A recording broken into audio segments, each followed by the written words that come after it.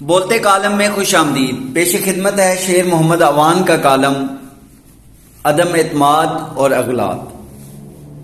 حقیقت یہ ہے کہ اپوزیشن 4 سال منہ میں چوسنی لیے بیٹھی رہی. لوگوں پر مہنگائی، بے روزگاری کا عذاب آئے دن بڑھتا گیا. ملکی معیشت نیچے اور قرض اوپر جاتا گیا. لیکن اب جب تھوڑا وقت رہ گیا ہے تو عدم اعتماد لا کر اپوزیشن نے کبے کو لات مار کر سیدھا کرنے والا کام کیا.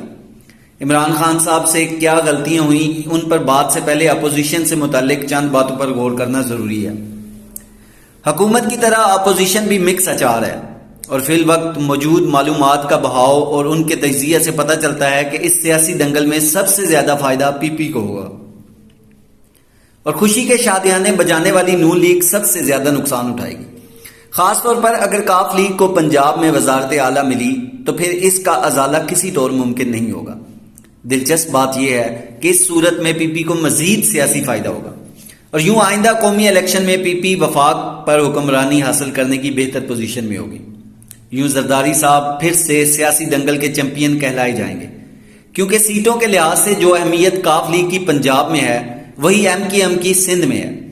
لیکن وزارت عظمیٰ کی کرسی کھینچنے کے لیے نون لیگ کو کچھ کھونے کا مشورہ دیا جا رہا ہے جبکہ کچھ نہ کھو کر فائدہ صرف پی پی کو ہوگا. جہاں تک فضل الرحمان صاحب کی بات ہے تو وہ سڑک کو گرم رکھنے کی صلاحیت کے باعث عمران خان صاحب کی طرح خطرناک ہے. قوی امکان ہے کہ عدم اعتماد کامیاب ہو نہ ہو، حکومت کسی کی بھی ہو، وہ اگلی بار لازمی اس کا حصہ ہوں گے. ایک اور اہم بات یہ ہے کہ تاریخی طور پر مارشل لا کے بعد پی پی ہی برسر اقتدار آتی ہے اور فی الوقت ملک میں نیم مارشلائی کیفیت ہے. اگر کلی طور پر اپوزیشن کی بے وقت راگنی کا نقصان دیکھا جائے تو وہ بھی حیران کن ہے. لوگ دن بدن بڑھتی مالی مشکلات کی وجہ سے حکومت پر نہ صرف تنقید کر رہے تھے بلکہ اسے عذاب گردانتے ہوئے روز نجات کے لیے دعائیں مانگ رہے تھے.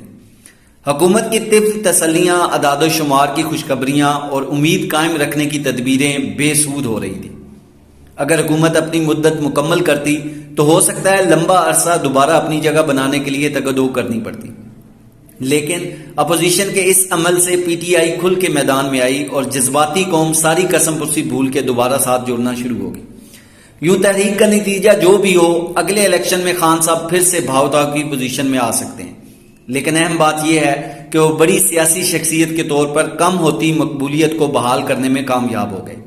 اس طرح جو لوگ یہ کہتے تھے کہ انہیں سیاست نہیں آتی وہ غلط ثابت ہوئے. فائدہ نقصان سے قطع نظر وننگ ہارسز کو لینا اصولی غلطی تھی. ان کے سیاہ سفید اور چپ سادھ کر احتساب کو یک طرفہ بنانا دوسری غلطی تھی. وعدوں کی تکمیل کے لیے 1 انچ نہ بڑھنا تیسری غلطی. سارا فوکس اچھا کرنے کی بجائے اچھا دکھانے پر رکھنا چوتھی غلطی. زمینی حقائق کے برعکس معیشت کو اعداد و شمار کے ذریعے بہتر تصور کرنا بھی غلطی. لیکن یہ سب چھوٹی اغلاط ہیں. عمران خان صاحب کی اصل غلطی بھائی لوگوں کا اعلی کار بننا، ان پر تکیہ کرنا، ان کے متعلق سب جانتے ہوئے ان کے بارے اپنے طویل بیانیاں اور سوچ کے مخالف سے مت تیرنے کا سمجھوتا اصل غلطی ہے.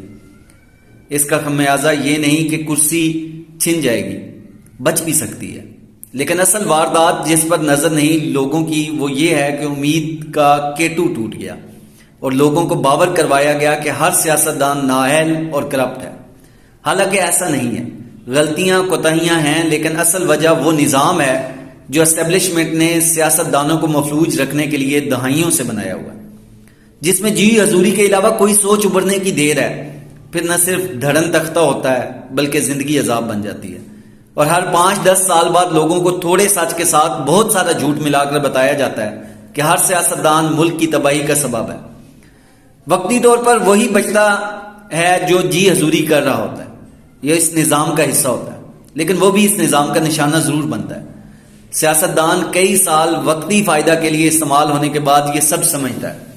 عمران خان شاید وہ واحد سیاستدان ہے جو اس نظام کا حصہ بننے سے پہلے نہ صرف یہ سب جانتے تھے بلکہ برملا اس کا اظہار بھی کرتے تھے، جس کی آڈیو ویڈیو ثبوت ہر کسی کے سامنے.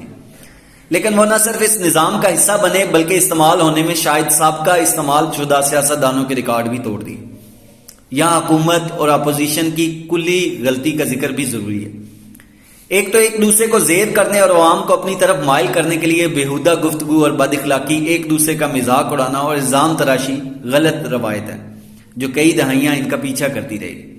دوسری غلطی، حکومت اور اپوزیشن کی طرف ایک ہی دن، ایک ہی وقت، ایک ہی جگہ اپنے ورکر کو بلانا ہے، جو نہ صرف آئینی قدم کو زمین بوس کرے گا بلکہ انتشار کی صورت میں کسی بڑے المیہ کا سبب ہو سکتا ہے۔ ایک بات جو اسٹیبلشمنٹ کو یاد رکھنی ہے وہ ہے میں حکومت سے نکل کر زیادہ خطرناک ہوں گا۔